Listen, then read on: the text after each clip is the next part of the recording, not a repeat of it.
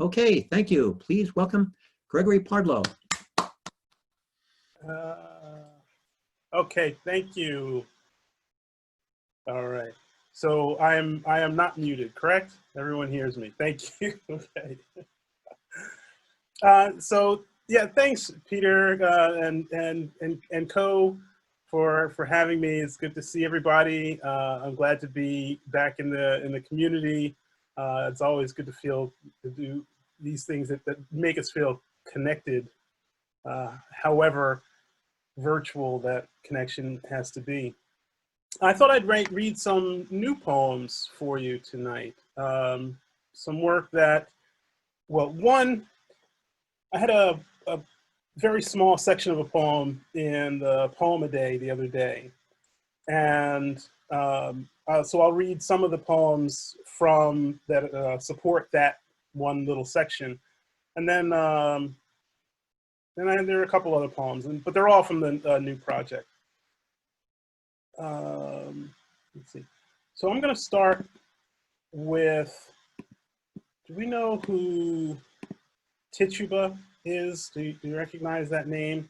Tituba was the enslaved woman during the Salem witch trials who actually gave testimony attesting to the two women, I guess the two main witches being actually having some congress with the devil, and in the process of giving testimony, she was freed. So she was the only person who was not hung during the Salem, the only woman, that is, who was not hung during the Salem witch trials. And it just fascinates me, the whole, well, so many things, so many facets of this story fascinate me. I'll just tell you very briefly that my primary interest in the witch trials and the fear is that the legal structures were set up to process this fear as if it were as if there were real crimes that needed to be adjudicated. And it just strikes me as eerily, not only similar, but the same as the fear that our courts are set up to process today regarding the obviously summary extrajudicial murders of African-American men. And so this is my interest in demonology and witchcraft, in the witch trials, that is. Okay, so this is called Witch Face.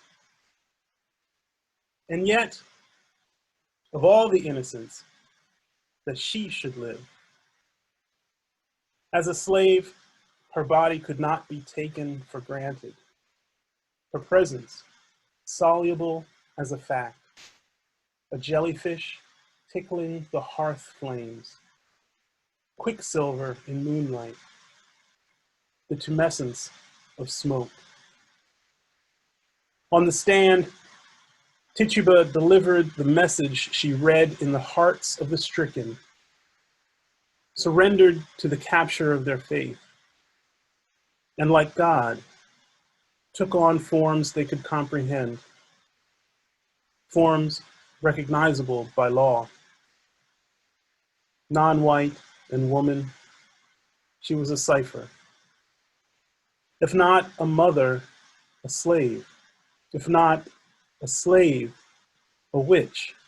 If not a witch, a dead witch. In Judge Haythorne's court, she massaged those coordinates like stigmata. To be hung for witchcraft in 1692, Tituba need only deny guilt. Confession was for sinners, and women were a crime in search of justice. She claimed the English peasant magic, like the egg white in a glass of water, its viscid lava believed into shapes of things unseen, was hers the night she fed the biscuit of rye filled with piss and ashes from the hearth to the dog, and the dog's voice slowed from piccolo to profundo, and she glimpsed the devil's black book, a registry of the damned. She named names, invented a coven, and confessed to its unholy congress with the devil. Once real, finally, her body language inflamed what it stood for. An American Scheherazade, a starburst overloading every belief they cast over her like a net, a human woven from tongues. She tipped back her head and gave birth through her mouth like a god. So, thanks. Um, another interest of mine, thanks. Another interest of mine is, I don't know, I guess it's a midlife kind of thing. I'm thinking much more about faith and uh, afterlives and uh, you know, just sort of more metaphysical things, I guess. And so I'm going to read, this is the poem I was telling you about from the Poem a Day. I'm going to read several sections. I'm going to skip around a little bit. The overall poem is called Giornata on Faith. And giornata is a word I learned in Italy that means a day's work. And I started out with the idea that each poem would be a day's work, but then it just didn't work because each poem took me much more than a day to write. But the way I am thinking about this is that the work of faith is a daily work, a daily practice. And so that's the spin that I'm putting on this. And so this is the section that I'm going to read from. Right now it's a 14-page poem, but I'm not going to obviously read 14 pages. The section I'm going to read from is titled Essay on Faith. Exordium. Fetish without object. Fruitless taxonomy of kink. Force that bedazzles desire inside a dime store frame, overcome by that which clears the mist. No, the mysteries behind a portiere, shimmering like a trance. Not an entrance, but a pursuit, chasing the tail to find the fuse. No, the confusion. 10-cent opera. Let Fata Morganas wipe the mind like the windshield's magic hands. Love on the slopes of the uncanny.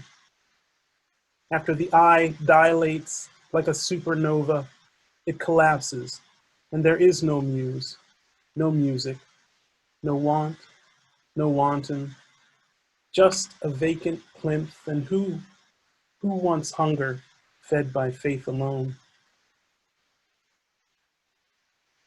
Narration. In 18th century France, Franz Mesmer made friends dance and sink like iron filings under the magnetized tips of his Mesmer fingers until further experiments proved to move the crowd he need only use his Mesmer eyes. Propositio. LARP sex sounds spectacular, but have you heard of sex between avatars? Their bacchanals convene in a dreamscape like the Aborigines every when. Jesus says looking lustfully at someone is as good as the deed, and he gives hope to incels everywhere. Love's not love that takes place in the chronotope of adventure time, a pretense of virtue in virtual reality. Zoom bombers. In the game world, they're called griefers. white kids in blackface. Who among us hasn't inhabited the body insincerely, if not deceitfully? There's enough grief to go around several times. In the game world, if you die, you can respawn. If you die in your dreams, there'll be no one there to bury the body.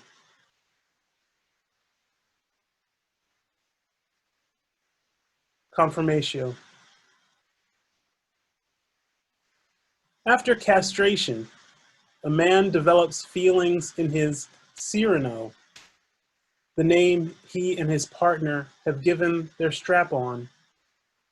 A phantom longing, gravity without ground belonging to the limb after a fashion, existing like sorry, not sorry, a cartoon appendage someone has sawed off, offering support for that person to sit on.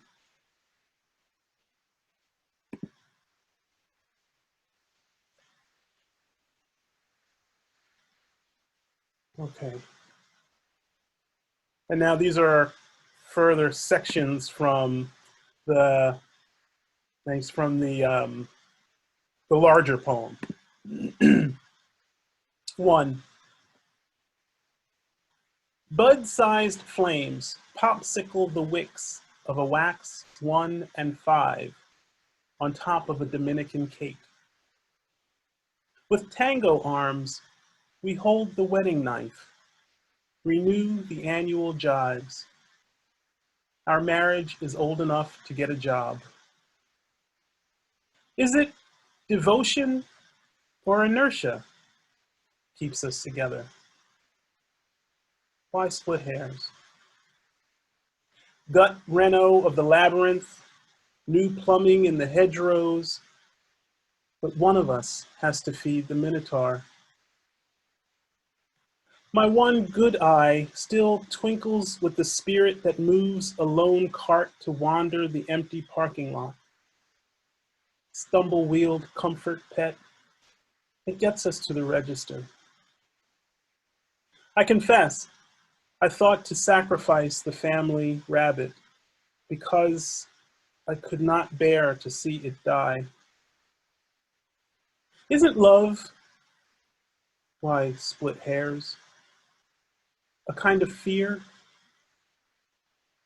I fantasize before our mingled breath exhausts the candle, an undiscovered island of Whitney Houstons, their irresistible refrain ringing through treetops, luminous eyes smizing dolefully from under the leaf shade, features emerging as the scroll speed increases and dissolves each face back into the one the bakery has airbrushed next to mine. Across this moist and delectable confection, we now jab at each other's pouty mouths, fork by fork.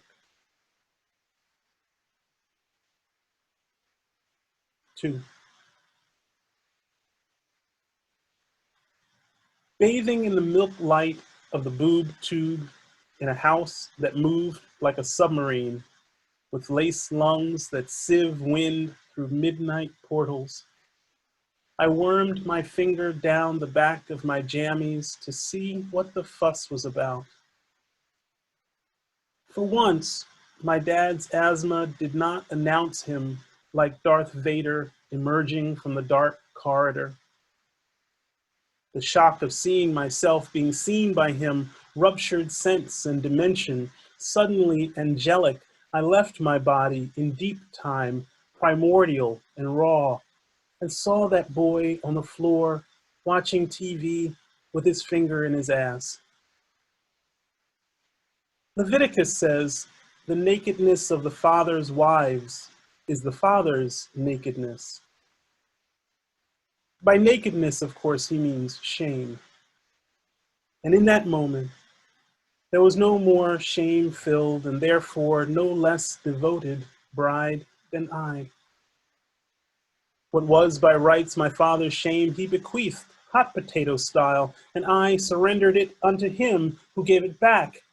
Fealty potato, complex carbohydrate of conformity, I keep eating. It is in my blood and attacks my imagination, curtains my vision. Dear Lord, Vader, archetypal patriarch that I was born subordinate to, for so long you decided what I may know of my body. Pray thee now, tell where my soul comes from.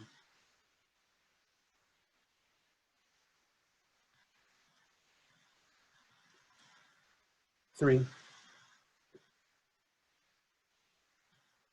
classes, 49 types, all episodes in the same rom-com box set of now toothless taboos. Fourier's Taxonomy of Couples suggests that men suffer horribly from the betrayals of women.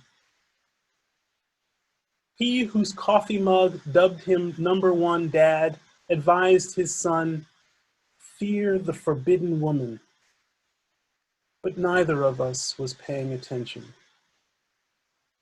An old husband's tale has it that witches are the children of sexless angels and their human eunuchs, angels whose self-restraint equaled their power to silence their victims. The deniable offspring, the Zeus-like ravishment from above. Paul said women should wear an authority on their heads, by which he meant a veil, like a force field, to protect them from lustful angels. Adam copped angel lust from those self-same freaky mayflies who in turn learned their grift at God's extensive digit bulbing like molten glass at the end of a blowpipe. God got his from Greeks. Thus completes the daisy chain of projection. Men should learn to balance a set of books that looks like an anvil instead of a veil on the head for posture in the figurative sense, standing in God's eyes where God, like the future, is female, a prophylactic against distraction, our weakness explained in the dregs of a coffee mug.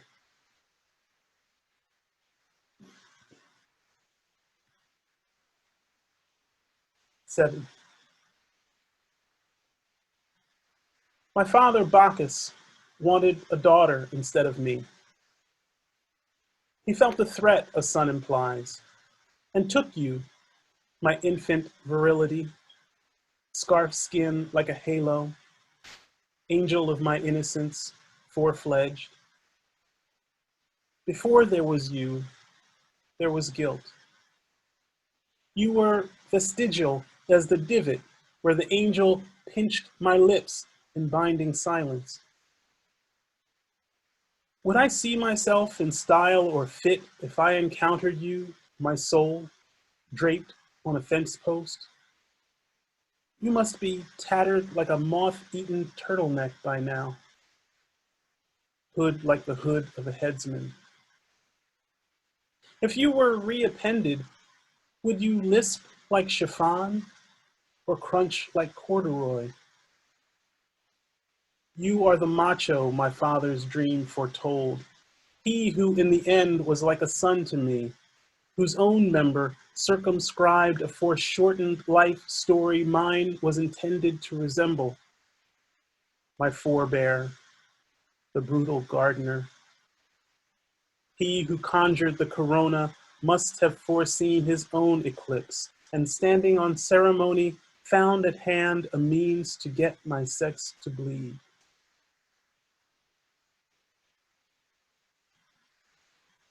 8. The swear jar isn't empty. Full of flowers instead of coins, it curses a bouquet of hate-me-nots. A tangled vine of credit extended to one most likely to default. Such a trifling bargain, flowers for mercy. Oh, nature, predatory lender. Risk is the commuter bus I'd ride between damnation and wonder. Arrival and departure both leading in the same direction. Give me chastity, O Lord, says the Berber saint, but stitch my wounds loosely. For miracle and sin are kindred. Each is hatched from a broken law.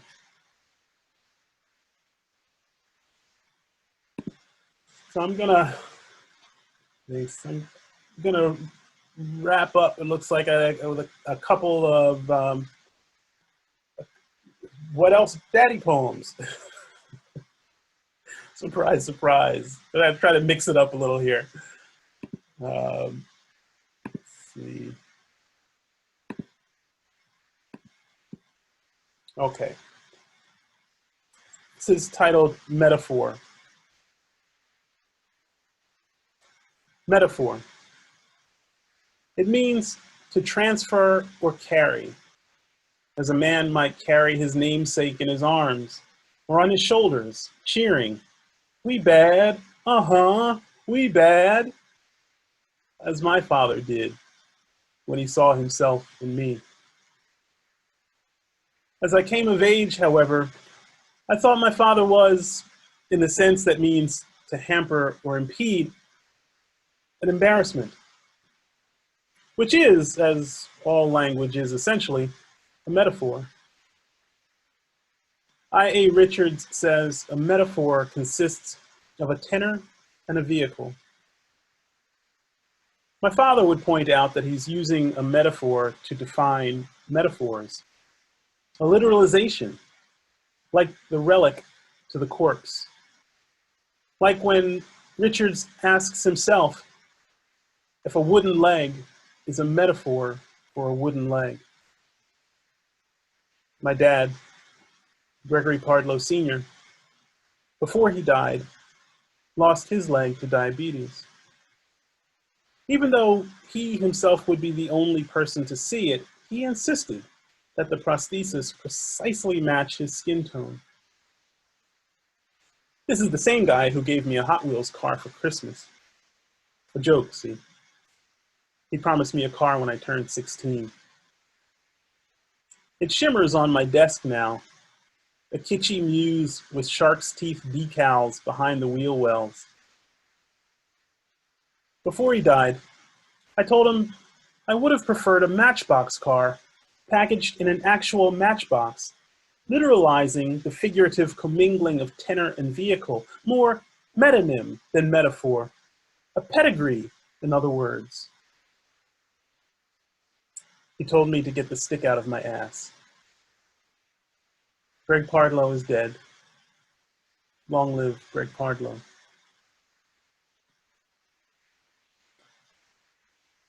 And finally, I will wrap up with a poem titled Convertible.